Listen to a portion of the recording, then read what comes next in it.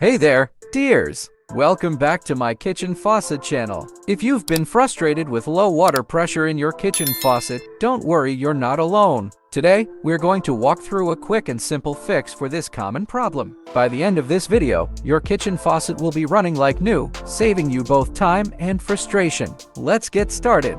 As you can see, the water flow from this faucet is barely a trickle, which can make even the simplest tasks, like washing dishes, frustrating. But before you panic, let's take a look at a few common causes of low water pressure and how to fix them. Step 1. Identifying the problem. First, let's talk about what might be causing low pressure in your kitchen faucet. There are several possibilities, but the most common culprits include a clogged aerator, a valve that isn't fully open, or problems with your water supply. The aerator is the small mesh screen at the tip of the faucet. Over time, it can get clogged with debris or mineral buildup, which can significantly reduce water pressure.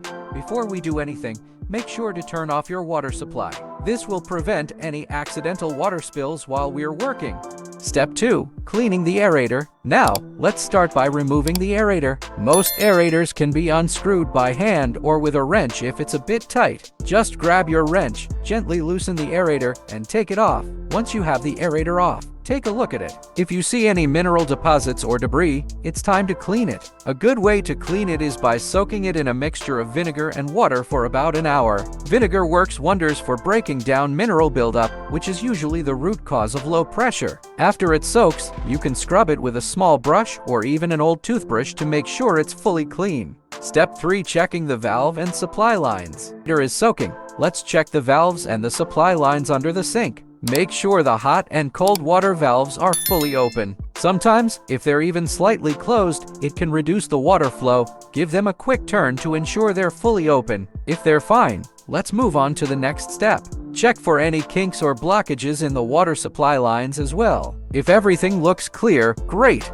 If you see any issues, you might need to replace the line, but that's for another video. Step 4. Reassembling and testing. Alright, it's been an hour, so let's go ahead and reassemble the faucet. Take the cleaned aerator and screw it back into place. Now, turn the water supply back on under the sink and check for any leaks around the faucet or aerator. And just like that, the water pressure is back to normal. Nice and strong, no more slow drips. If you followed along with these steps, your kitchen faucet should be running smoothly again. Cleaning the aerator is often the fix for low water pressure, but if the problem persists, you might need to look into replacing the faucet or checking for issues deeper in your plumbing system. Remember, this is a simple fix that can save you time and money. I hope this video helped. If you liked it, don't forget to hit that like button, subscribe to the channel, and click the bell so you never miss a DIY tip. Have any questions or other tips for fixing kitchen faucets? Drop them in the comments below. I'd love to hear from you.